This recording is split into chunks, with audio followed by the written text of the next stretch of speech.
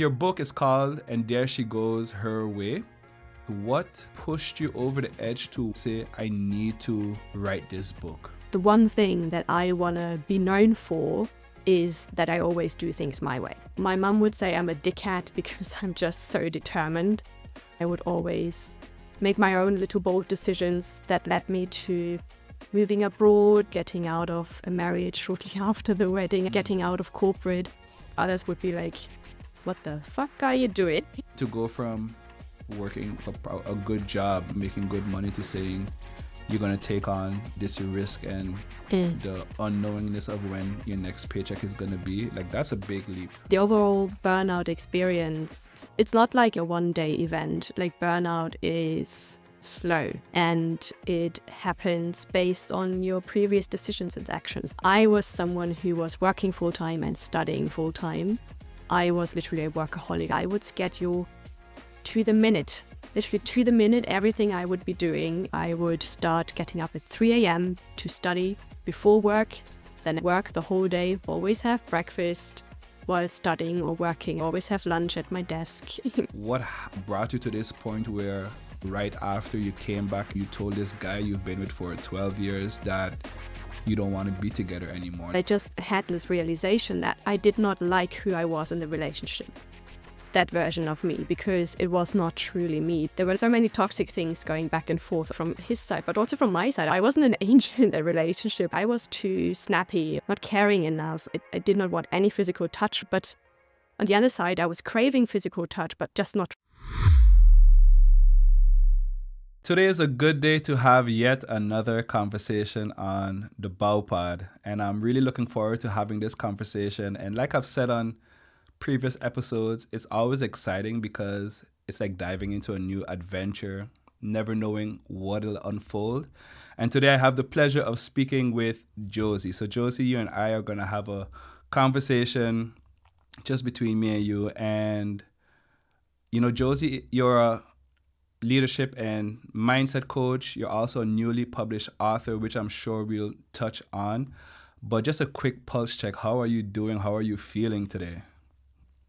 First of all, thank you so much, Andy, for the nice welcome and for having me on this show today. I'm feeling pretty good. It's a Friday. Fridays are always good days. Anyways, and what better start than to start off with like a nice conversation. So I'm really excited today. Nice. I feel the same way. So, you know, you and I, we met on the Threads platform, and I'm still amazed to this day how many connections I've been making on Threads, and, you know, just having the opportunity to have these conversations on the podcast as well. So with that said, I like to then start the conversation different than how others may start the conversation, because I like to then go back to your first thread, which reads, all here for hashtag Delulu. Dare to be delusional, you might change the world. So let's go back there. What inspired you to make that post? Because I feel like I'm a little bit Delulu. And actually, when I started my entrepreneurship journey, that's kind of like the term that for me kind of like summarized my experience when I went from corporate and being like in a finance career to just like, okay, I'm totally on my own. I'm doing this thing called coaching. I'm doing my training, my certification. I'm working with clients already. We're doing it. It feels crazy. But at the same time, I was like, but it has to feel crazy because I wanted to reach big goals. And one of those big goals, for example, as you mentioned already, was being a published author, which I now, like 2-3 years later, finally made happen. And at that time when I did the switch, I actually read a book. I think it's called It's All in Your Mind or something like that. It's like a small yellow big book, I think. I need to see if I can find it again, because that's where the author really talked about delusional. You have to be delusional. You have to have big goals and believe in them and yourself so much that other people will be like, girl, you're just batshit crazy. Like, what are you doing? But that's basically the reaction you want, because then you know you're doing something different. You're breaking out of the norm. And I just really felt like reaffirmed and validated in my experience at the time when I was reading the book. So Delulu since then has been kind of like go-to hashtag almost for me. That's why that inspired that post, the first post on Threads. Yeah, I can definitely resonate with that, especially, making the decision myself personally last year, being now 35 plus, to move from corporate and go into this area of content creation. It's like, how do you even tell your family that, you're trying to become a content creator? Yeah. So indeed, it's almost like just being delusional that this is not something that's customary for, someone like you or from where you're coming from to do. But for some strange reason, you just feel like this is what you want to do. And like you said, you just got to believe in yourself and go through it. Exactly. So this is not a conversation about Threads, but I am really, really curious to know, since you've been on the platform, because now it's about a year old, how has your experience been just being on Threads? I have to say, like, from that first post, and then you see when I did my second post, there is months in between. There literally is months. I didn't want to say anything. No. For full transparency, I posted one thing on Threads, and then I left it because I was like, I don't want to be on another platform. I can't stand another platform. And for me, at first, it was like, it's just like Twitter. And I hated Twitter. I tried Twitter and I didn't like it. But then actually my former mentor was like, go back on Threads. And I was like, okay, go back on Threads. But ever since, and I think that was like, I don't know, a couple of weeks ago, like not too long ago. And I've been loving it. I've been really loving it. I basically went at it with, okay, this is the platform where I can be unhinged and I can just post whatever pops up in my mind, whatever I want to talk about, whether people like it or not. It's just like my tiny little diary. And also to just maybe make new connections. Because at first I was like vehement on saying I will not scroll. Yeah. Because I'm a very conscious social media consumer myself. So for example, on Instagram, I don't scroll. I never see any posts from anyone. Please don't hate me for that. Yeah. If I follow you or anything, like, and if I don't like your posts, it's because I don't see them, because I don't scroll. Sometimes I only like the first one that just pops up on my feed. I'm like, yeah, cool. Like, yeah. But I wouldn't scroll. So with Threads, at first I was like, I shouldn't scroll either. Like, I don't want to waste any time on this platform. I just do my thing, but nothing else. But then I saw some of the posts and I was like, actually, these conversations are really interesting.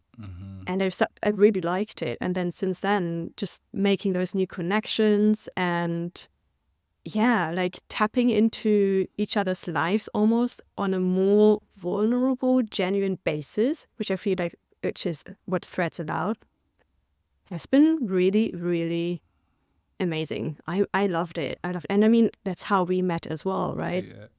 But it's also how I met lots of other connections that have like transformed into other things. And for these last couple of weeks, I finally managed also to got myself booked onto other podcasts, which before was such a huge struggle. It really was a struggle. I was reaching out to people like crazy and it was just crickets.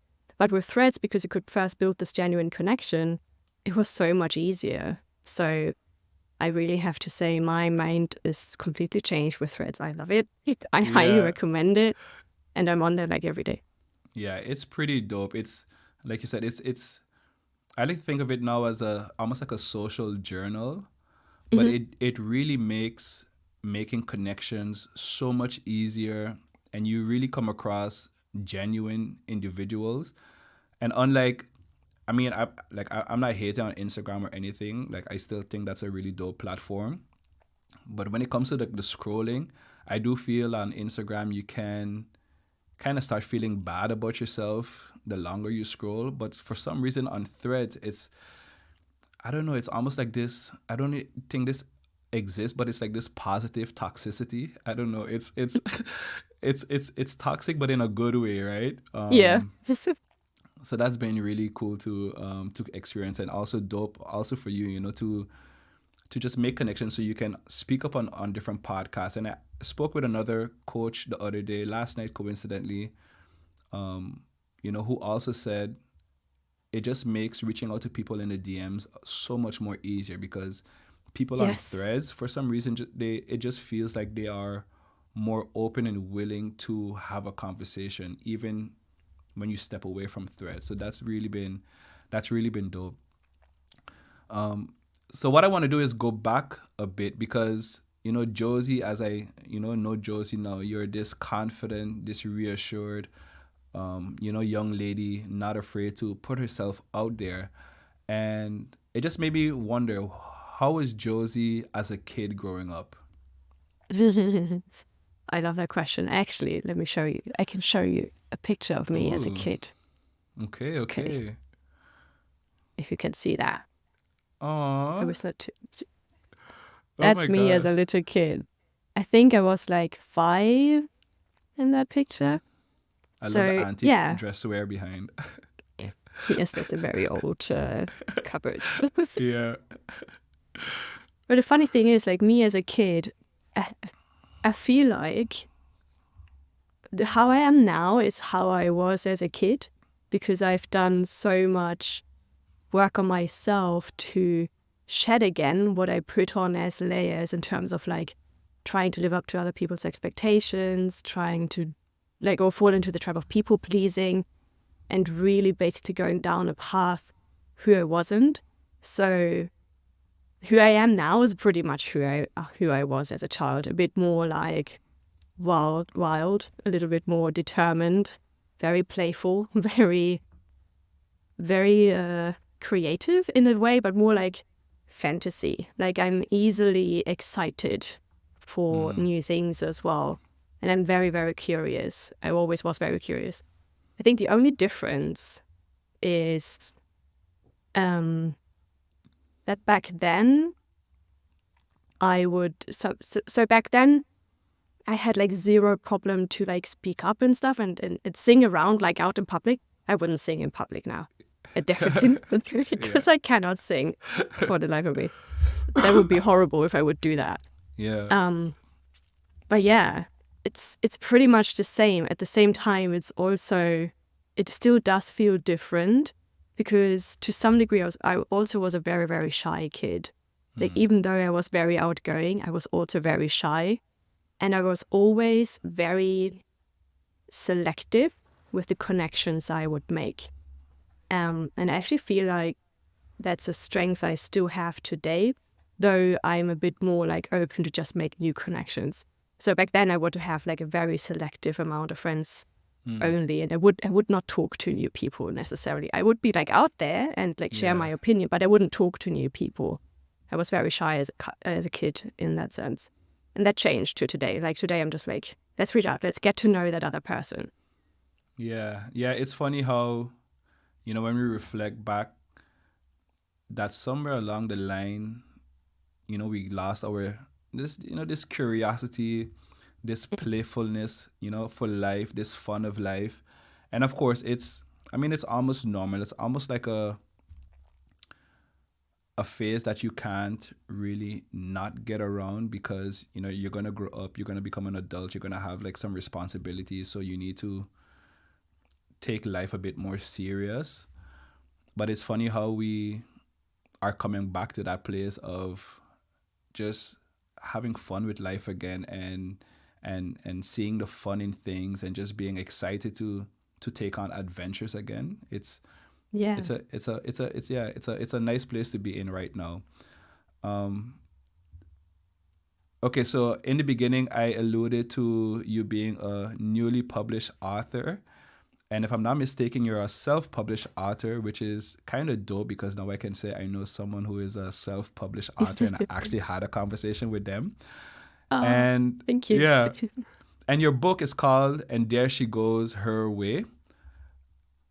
And with that said, what I want to know is what pushed you over the edge to want to or say, I need to write this book? So, in general, writing a book has been a childhood dream. I think it first came up when I was like 7 or 8. Like I loved reading. I loved being read to. Okay. And that was when the first spark came, but then across the years, I just like shut it down. I put it into a box and buried it somewhere until it came back up again like 3 years ago. And I was just like, I really, really, really want to write a book, like whatever it is about. Like there's so much that I can share, and I feel like writing for me has been one of the easiest ways to just express myself. I've been always very good at like writing stories in school. So that's something I just wanted to tap into a little bit more and explore. And I have to say, I first started writing a different book that was more about like, I think the idea was like 12 life lessons learned about different topics, and then very specific stories of my life that like fed into those lessons learned. But then I was like, I actually don't want to write about all of these stories in this kind of way. It just didn't feel right to me anymore. Yeah. So I dropped that idea, I think, not even 10,000 words. Like I had my outline and I was writing a little bit, but it just didn't stick. It didn't click with me. So I dropped the idea again and parked it for a little while and had just like another think about, okay, what do I really want to bring across? What is really important? What is like the reoccurring theme of my life also that I feel like could maybe help others? Yeah. And the one thing that I want to be known for is that I always do things my way. Like my mom would say I'm a dickhead because I'm just so determined, but I would always do things my way in the end, and I would always make my own little bold decisions that led me to moving abroad, that led me to getting out of a marriage shortly after the wedding, actually, like getting out of corporate. All of those kind of like bold decisions where others would be like, what the fuck are you doing? Like, Yeah. You had it all and now you throw it all out of the window to just do your own thing. And I'm like, yes, exactly. That's what I'm doing right now. That's so. Yeah. That's Yeah. Sorry, go ahead. No, you go ahead. You go. No, I was just gonna say that's like so amazing. That it's so interesting. And one of the things that I guess like just came to mind as you said that is what I'm really curious to know, because on another podcast, this lady Tracy, told me she sees a book in me, but immediately like what pops into my mind is who am I to write a book, and I immediately feel like this imposter syndrome. So I'm wondering, did you have to deal with that, like this imposter syndrome of, I mean, there are so many books out there already. Who am I to say my book is gonna impact someone? Yes. Oh my gosh. I had that big times. And that's why I waited like for so long to actually write my book. Because I always thought, oh, I'm not good enough. Or as you say, like, who am I to write a book? And even like other people would tell me like, no one's going to read anything that you write. Like, who cares what you write? Like, literally people who were very close to me would be saying that to me. And I was like, well, okay, then I suppose I shouldn't do it, right? So I just like play small and don't write the book. But because the dream persisted, it just kept on popping up. There was like this point in time where I was like, I just need to do it now. Like just do it, even if no one reads it. And that actually was a good mindset shift, actually, to just think about the book as if no one would read it. It's literally just for you and no one else. So you just write it, and if you hit publish, amazing. If someone reads it, even better. But in the end, you still did the thing that you wanted to do without caring about what anyone else thinks, because you didn't write the book for them. You wrote the book for yourself. And it's been now like being sent across the globe, and it's crazy to me that people are reading it. Like, I love getting messages from people who are like, it's on the way, like I just ordered your book. So I'm just like, wow, you're really reading it. Yeah, exactly. That feeling must be so, I don't know, so surreal. And you said something that it just clicked in my mind again, because if I look back to myself starting this podcast, I had the exact same mindset, that mindset of, I'm just going to do this for me. It's just going to be something that I want to do. And so I'm going to put it out there. And I don't care if it's bad. I don't care if no one, listens to it, but I know I hit publish and it's something that I can look back on. And that's actually inspiring because, I mean, now that you say that, maybe I should look at it that way in terms of if I were to consider, putting a book out there. It's like, don't give a shit about if anyone is going to read it. Just do it for you. And if one person read it, that person being my mother or my wife, then like that's all good. But indeed, it's more important to do it for yourself. And so you are self-published. Was there a reason why you went the self-publishing route versus, I mean, what's the other route through That's a bigger traditional publisher? publishing. Yeah. So Okay. I think then you would need to find an agent first, who then refers you to a publisher, and then you have to work with them, obviously, to publish your book. So for Okay. me, there were two reasons really to self-publish. One was speed. I wanted Okay. it to be published as soon as possible because I did talk to some authors who went the traditional route, and they did say it took ages. It took Okay. ages because like there's so much back and forth, obviously, which is also good because you have like lots of editing and stuff. But I wanted the book to be out this year. Like this year, 2024 was the year I wanted my book to be published. So that was one reason why I went down this way. And then the other one was I wanted to learn everything there is about the publishing process. I really wanted to know, okay, what does it take actually to bring everything that's up here into a piece of paper right in front of me? Like, how do I create actually this? And that's what self-publishing taught me, because obviously you start writing in your little Word document, or I use actually Google Docs. And then afterwards I used another free platform. Then I learned the whole formatting process myself of the book. I created the cover myself with the help of my boyfriend. Oh, wow. Then finding like the platform where to publish it on as well. I did hire an editor who helped me a lot because commas are not my forte. So I think there were so many edits. I think it was like 4,000 edits Oh, wow. or more. Yeah, that she put into 200 pages. Oh, wow. Most of them were commas. So that was very interesting. Yeah. I still haven't learned the rules, so I don't know why, but it's something that's just past me. But yeah, I just wanted to know what goes into it to create it. So that's why I wanted to self-publish as well. And I mean, going the self-publishing route, what would you say was the most challenging aspect of it then? To know what to do, especially if it's your first time, you will be like, cool, now what? I've written my first manuscript, now what?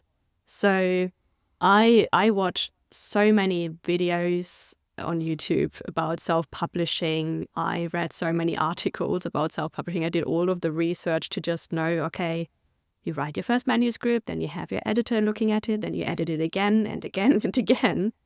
Then you format it, and then you obviously send it to the publishing platform. You can then either use just ebook or you'd also do paperback.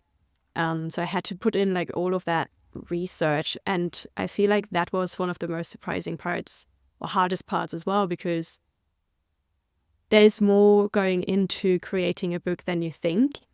Yeah. And I will never ever look at a book the same way as I did before, because there is so much work that goes into it. Because it's not just writing. Correct. It's everything else as well. And it took me in the end to publish and everything in like 6 to 8 months, I think. Yeah. And is it a process you would do again, or would you say maybe next time I'll try the traditional route? I think going the traditional route would be more like an ego thing. Oh, really? So it Why would be you say more that? like, well, because it's more like the stigma around it, right? So it's more like, oh yeah, I'm like published with Penguin, for example, or any of the other publishers. It's more like kind of like a status ego kind of thing, I feel like. But actually, I think I will just self-publish again. I do want to write at least 2 more books. So, and I think I will do all self-publishing. And it's quite interesting. I was actually talking to an author who, I think she published 3 books in total with a publisher. Yeah. But her next book, she wants to self-publish. So that was very interesting to me and just showed me when I was still making the decision that, yes, I will self-publish. And what did she say was her main reason after doing it 3 times the traditional route? What was like the one reason that she says, like, I just need to try She this? didn't share it. Oh, she didn't? She didn't share it with me. No. Okay. And I was like, why didn't you share it? But I do think it might have been the control reason, because you have more control over your book. You can make it more into how you want it to be and look like, and less with like external influence. So you can really put your personal touch on this. Oh, yeah. And maybe also financial reasons, because I do think you get more royalties with a self-published book. Okay. But don't quote me on that. I'm not sure if that's true. No problem. Okay, so in your description on Amazon, you mentioned, like, you have this description, and I just want to read a segment of it where you said, but as you grew up, you started putting layers around her, like an onion, layers of social standards, external expectations, traumas, and other experiences that contributed to you playing smaller than you actually are. Now, there is a lot to unpack there, and I'm not even sure if we're going to get to touch on everything, but, let's see how far we get. But the first thing I want to know is, which layer of this onion has had the biggest impact on you that, contributed to you feeling like you were playing smaller than you are? So this kind of goes back into what we talked about a little bit, from who I was as a child and then who I am now, and what I had to like unpack and like peel off again to re-become who I truly am. So the one thing that I had to peel and that was holding me back was seeking external validation from people that mattered to me. So, for example, parental figures, or just like authoritative figures in my life. And I would always try to like uplift to their expectations whilst neglecting what I truly wanted to do. Like when I was a child, for example, when I got asked the first time in my life, what do you want to be when you grow up? I said, I want to be a boss. I didn't say I want to work in finance in a corporate job from 9 to 5. But that's what then got taught to me, like, as the way to go. Like, basically, like, my grandma, father, my mom as well, they were just like, oh, yeah, you need to have, like, a safe job. Oh, not actually, I have to say my mom not so much. She was always like, oh, you're just a wild, free spirit. Do whatever you want to. But from some other figures, it was more like, no, it's safer. You have to do that. Like, you need to get a good job. You need to get good money, blah, de, blah, de, blah, de, blah. And with me trying that, I went down the corporate route. And for a long time, I thought that was what I was supposed to do. I thought that was my dream. And for a while, I was like, oh, yeah, this is amazing. This is working, until I burnt out. And then it was like, actually, no, I hate this. I really hate it. And I wanted to do something different that's really aligned with my values. So really shedding that belief of I have to do as someone else wants me to do, or have to behave like someone else wants me to behave, was the biggest one. And that's also the one that kind of like quantum leapt almost my personal growth to coming more home towards myself and really peeling those layers. I feel like that peeled like so many layers at once to just re-become who I truly am. Yeah. That's a big one. Because most of the time when we talk about not like getting over the fear of judgment of others, we don't really be as specific as you're being in that is the judgment, or like you said, the validation of the people that are the closest to you, because those can, like, they have the biggest impact on you, because I mean they are part of you. They are part of who you are and have become to, this point in life, or a certain point in your life. And I feel that because, my mom, she was very, very overprotective. And and of course, I mean, I guess she has her own reasons for being that way, her own upbringing, but she passed that on to me, being her firstborn. And one of the things that she always just wanted for me was, indeed, which is not a bad thing, go to school, get a good job. But then she would take it a step further and say, kind of like live, like stay under the radar, don't be too in the open, because people who are in the open, they usually get, like things can happen, right? Again, because she's very protective, she doesn't want anything to happen to her kids. It's like she's always thinking worst case scenario, which, being a father of two, I can empathize to a certain degree, but it definitely had a huge impact on, becoming one of those layers of onions that had to be peeled off, where I said, like, this is not, like, intrinsically, it doesn't resonate with me, even though it's like been put on me. If you feel this need to break away from that, so I can, yeah, that's definitely a big one.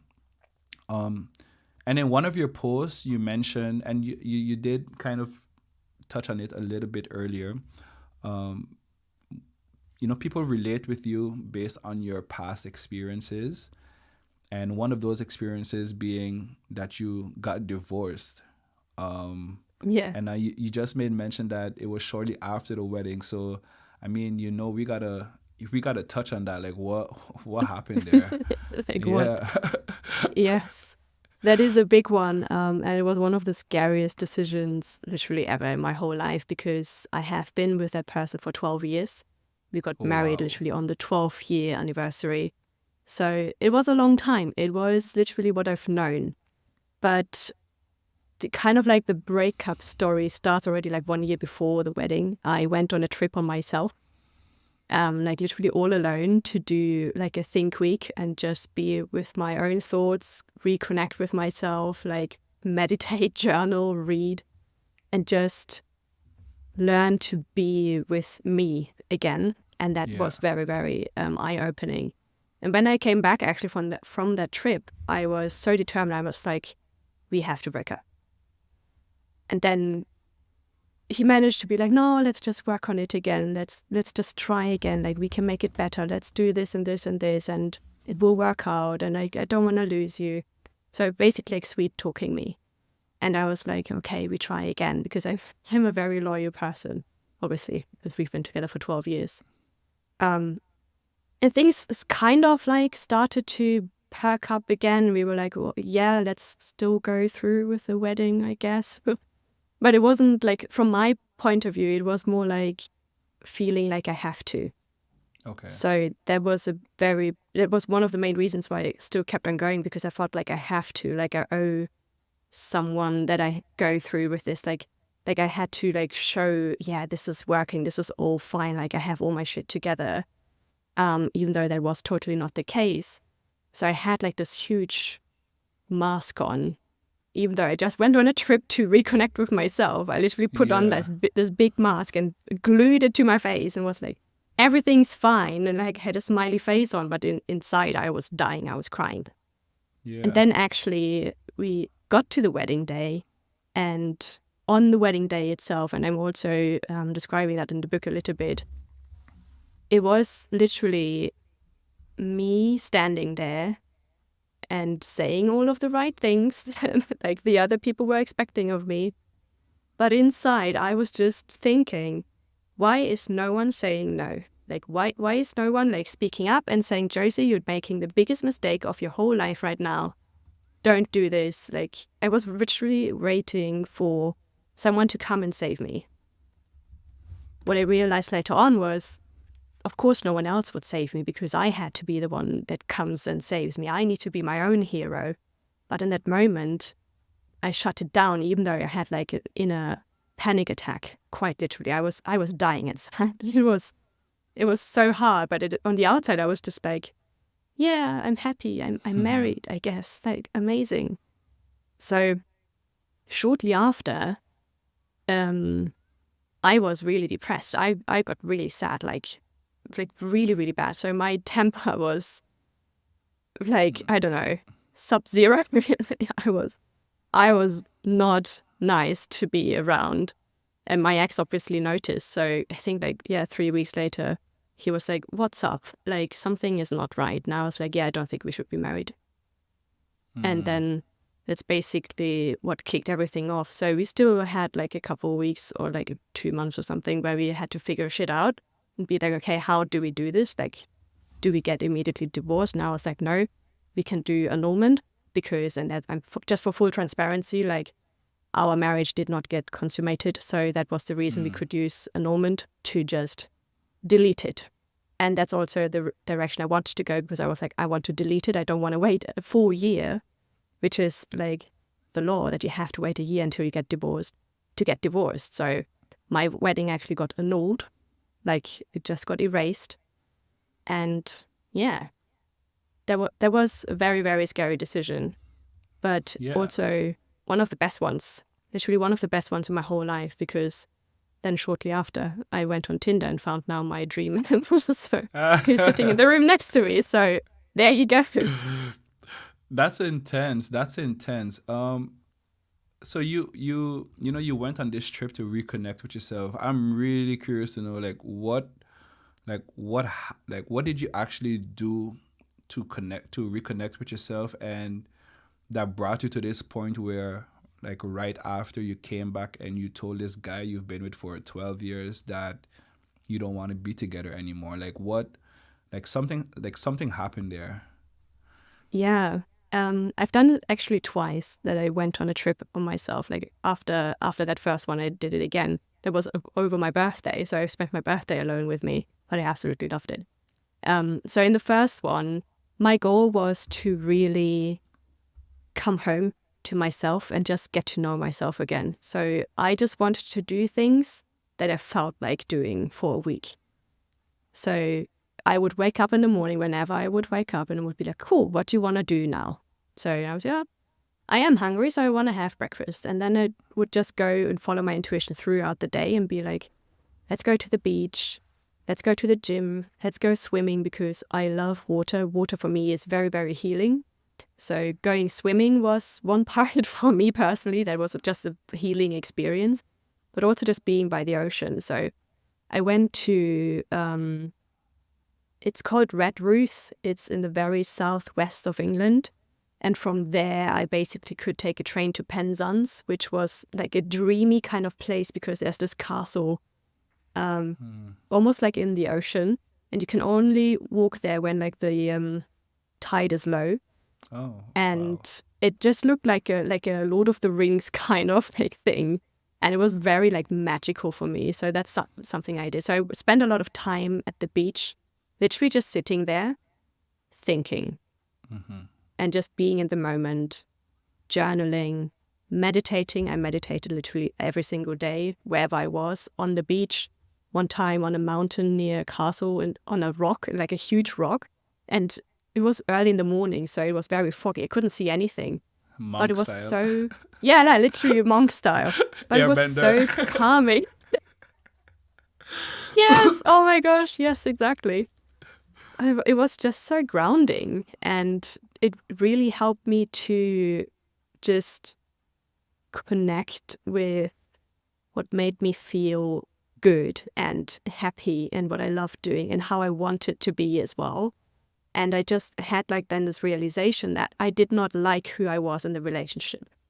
I did not like that version of me because it was not truly me, because there were like so many toxic things going back and forth, obviously from his side, but also from my side. I wasn't like I wasn't pure. I wasn't an angel in that relationship. Like I'm totally taking responsibility for that and ownership. And I didn't like that version of me. Like I was too snappy, or I was also like not caring enough. I did not want any physical touch, for example. But on the other side, I was craving physical touch, but just not from him. So there were like just all of these things coming in, or like becoming really clear to me that I wanted to change, that I wanted to switch. And that's then what caused me to make that decision. I need to get out of this relationship in the first place.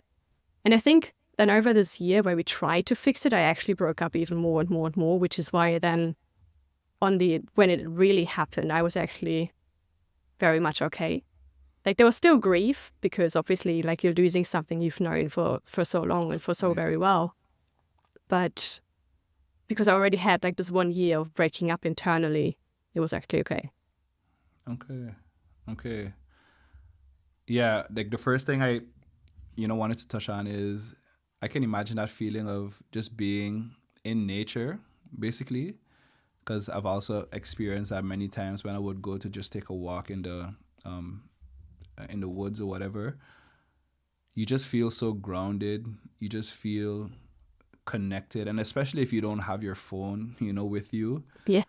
it's just a liberating experience. So I can imagine the sense of clarity that may come about in those moments.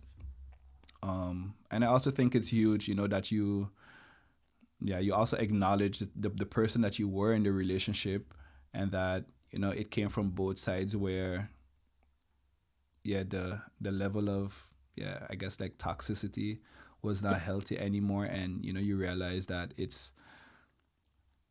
there's not much of a future here, and even though you guys gave it a try, it's like deep down you knew like this was it. And okay, so that's I mean, I can imagine that was a tough decision to go through. Let's switch it up a bit. Okay.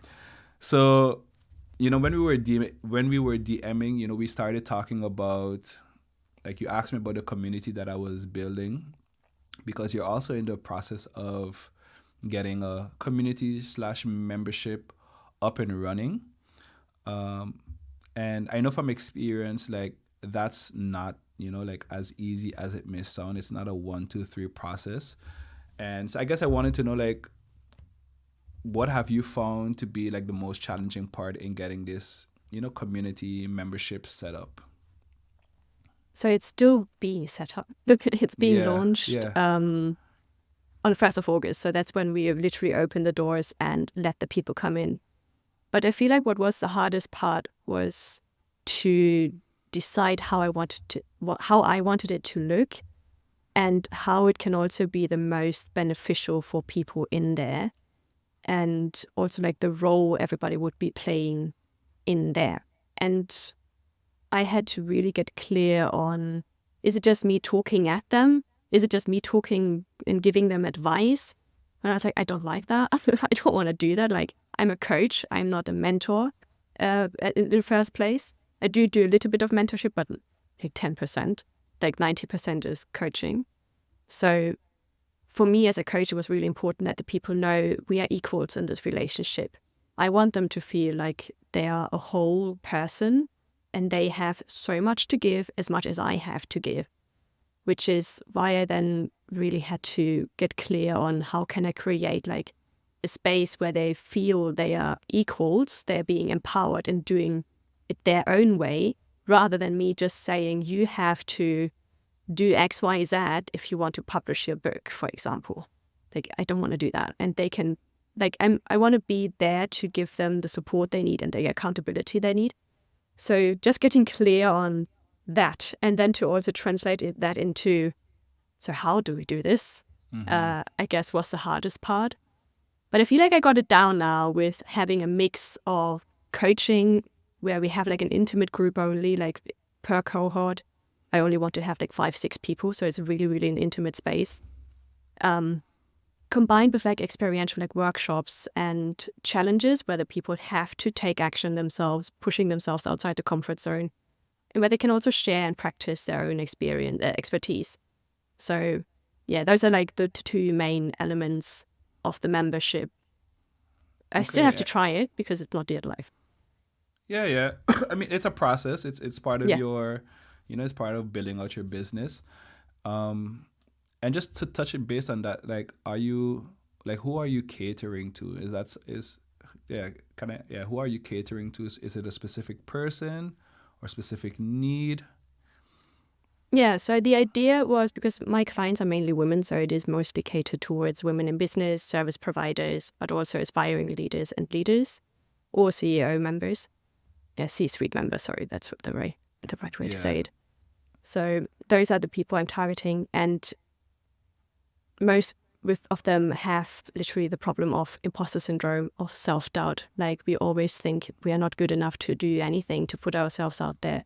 And that's what I really want to work with them on to overcome. So they really learn right away, like learning by doing. They actually can do these hard things, and they can do it their own way, and they can learn to trust themselves and the way they want to do their own things, and to really also own their strengths and their skills, have like the support system of other women and people coming in and saying like, this might be a blind spot or a weakness, but let's work together on overcoming that. So the transformation would be self-doubt to self-trust for women who are doubting themselves. Okay. And does your community have like a name? Are you giving it a yes. name? So the name is the Best Selves Club. The Best Self Club. Yeah, the Best Selves, because it's obviously plural, because it's a membership. Okay.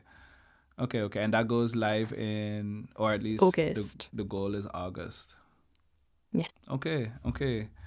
And we're nearing the end of the conversation, but there was one more aspect that I kind of just wanted to touch on, is because in one of that same post that I read, you mentioned you had a steamy career, and then just struggled a bit with burnout.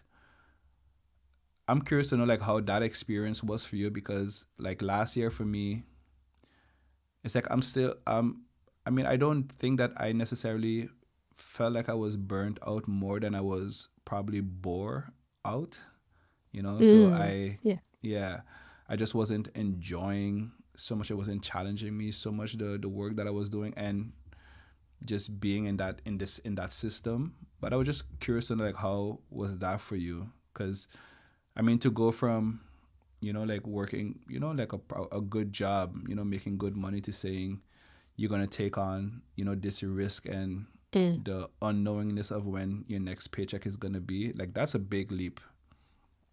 Yes, it was a very scary leap. It still is very scary. I think that kind of like fear doesn't go away. Mm-hmm. But the overall burnout experience, it's not like it's just like a one-day event. Like, burnout is slow, and it happens based on your previous decisions and actions that you took. So I was someone who was working full-time and studying full-time at the same time. So that was already a lot on my plate. And I was literally a workaholic. I would work a lot. My calendar was booked out like crazy. I would schedule to the minute, literally to the minute, everything I would be doing at that point in time in the day. In my most extreme times, I would start getting up at 3 a.m. to study before work. Then I would work the whole day, mostly overtime as well. Then I would study some more.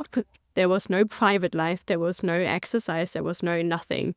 I would always have breakfast while studying or working. I would always have lunch at my desk. When I had dinner, that was literally the only time I was enjoying some mindless TV. So all of those behaviors obviously contributed to me also burning out. But what literally made like the cup overflow, how do you say it? You know what I mean? Yeah, was that I took on a project which was huge. It was a great opportunity. I was like, yes, this is the opportunity. I need to get more leadership experience. I was leading a team, like an international team on an international project. It was amazing. But oh my gosh, it turned out to be way more complicated than anyone expected. And that literally took it out of me. It was just too much for me to handle. So next to working all the time, I would now be working and crying all the time. Like, I would literally be at work and be just sobbing my eyes out and be like, what the heck is going on? Why can't I deal with this anymore? Like, why is this so hard? So to some degree, I was also beating myself up in my head. And that's actually, so in my personal opinion, burnout is 50% your mindset, how you think and talk about yourself, and 50% the workload. So there is a responsibility also with the employer. But there is a lot of responsibility and ownership also with you. And from my perspective, I was literally beating myself up. I was so self-critical. I was really, really harsh to myself. And that doesn't feel nice. Like it's heartbreaking the way Yeah. you talk to yourself, because you're literally just being a mean bitch the way you Yeah. talk to yourself. But once I realized like this can't go on, and by the way, like this is all at the same time, like divorce, burnout, then redundancy, that all happened at the same time. So there was a lot that I was going through Yeah. at that time. And I still have like this visual in front of me where I just saw my life and it was like all crumbling to pieces, and I was watching. It was like amazing. There it Yeah. goes. Awesome. Like, bye. I'm just So watching the shit burn down. yes, yeah. Like, you know that meme where the dog sits in that burning house? Yeah, I That, know it. yes, Yeah. He's like, yeah, I'm just exactly. watching it. Yep. Yep. Yeah. That was me. So that was very interesting. But the other like part was then to just say, okay, I need to change it. And I had to really put my foot down with my employer and say, this cannot go on. Something needs to change. And at first they were like, oh no, you just get like support and stuff. And I was like, no, I want to be taken away from this project. I don't want to lead this project anymore. Like, get me off of it. Yeah. Give me something else. And it really took a couple of months until I finally got off the project so I could ease the workload. But even then, because it opened so many things up for me, like the clarity just crushed in on me. I was like, do I actually enjoy working here? And then it was like, no, I don't. Yeah. So it was a needed experience. It was horrific. I don't recommend anyone to experience that. But also it was very needed because it gives you a lot of clarity in terms of how you want to live your life. And I can confirm, I have never since gotten up at 3 a.m. to study. I sleep until 5. That's my wake-up time because my cat wakes me up at that time.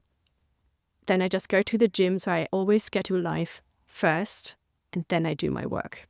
Yeah. Sometimes the shit needs to burn down so we can properly rebuild, right? Exactly. And you touched on being a workaholic, but I'm wondering again, like how that's for you, because like I consider myself a workaholic as well, but now you have your own business. I'm curious to know if it feels less like that idea of feeling like you're always wanting to work, or is it a bit different now because you're building something for yourself? I mean, it's very different because I'm building something for myself. Like there's purpose, there is impact. I'm building this business based on my values, which are freedom, impact, and authenticity. So these are the 3 cornerstones that I live by every single day. But yes, there is more work. Like, I'm sure you can relate. And as we talked about before recording, like you can do work 24/7 as an entrepreneur. Like it never stops. So it is really, really important to stop yourself from doing that. And I still consider myself kind of like a workaholic. I love taking action. I love working. I really like it. It's what I love doing. So why would I stop doing that? Just because like of my previous experience. So I had to shift the focus on how can I structure it in the right way so that it's sustainable and that I can do it in the long run and not just being like sprinting, then just being completely exhausted and like laying flat on the floor, being like, I can't do anything anymore. Like that's not how I want to run my business. It's not sustainable for me nor my clients. So how I do it is really have structured days. Again, as I just said, scheduling life first. So doing my exercise every single day is a must. Then switching off at like latest 6 p.m. normally is a must. To have dinner with my boyfriend. We watch anime. We do whatever we want to. And also mostly having weekends off as well. So it's it takes structure and discipline to create this new habit of allowing downtime back into your life, because previously you learned to constantly work. So you have to now obviously retrain yourself to work differently so you can work more efficiently and also more sustainably. So it's not necessarily about giving into the doing more work all the time, but to just do it smart. Yeah. And to that, the last thing I wanna ask is, because going through this process, building for yourself, it's rough, it's tough. Um, how important is, because you touch on, working out, and like that's almost like a non-negotiable. But how has like self-compassion been for you on this journey?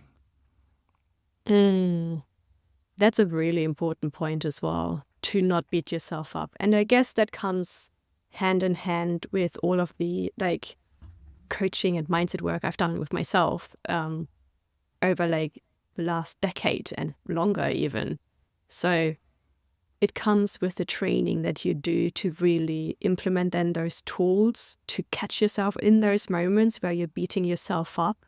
You're like, oh, you should have done more, or just work a little bit longer, to be like, hang on, Josie, chill, relax. Like, this can wait. Your business is not burning down. It's not going anywhere. It's fine. It's okay to just relax and to really listen to your body.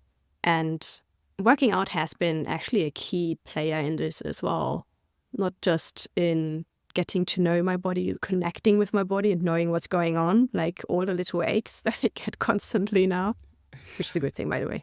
I do think it's a good thing. But also in terms of like your mindset of just knowing when too much is too much, you take a rest and you recover so you can go back to it again. And that just that way of thinking can be applied to business too. Like, you do your work, but you do it in a sustainable way. You take break when needed so your muscles can recover. And then you go back at it again, because this is a long-term game. It doesn't stop. You don't just stop training when you have your dream physique. You got to maintain it if you want to keep it. So it's the same with business. If you want to keep your dream business, you got to think of it the long term and in a sustainable way. So good, so good. And, just having that realization that you're operating up here, and not to compare, but, many people are operating down here, but just for yourself, realize that you're doing so much, like you have a lot that you're doing, and it's okay, to have a moment where you just like chill. Yeah. Josie, I know we can probably talk for like another hour. Yeah, this has been so dope. Just getting to know you more, what you're busy with, and just, some of your background. But before we close off the conversation, I like to have a round of what I like to call quick hit questions, where, I just ask some question that's totally unrelated to the conversation. You answer them as quick as possible, very short, 1-2 sentences, and then we can start wrapping things up. So when you're ready, I'm ready. Hit me. Okay. I'm curious to know what your answer is going to be on this one.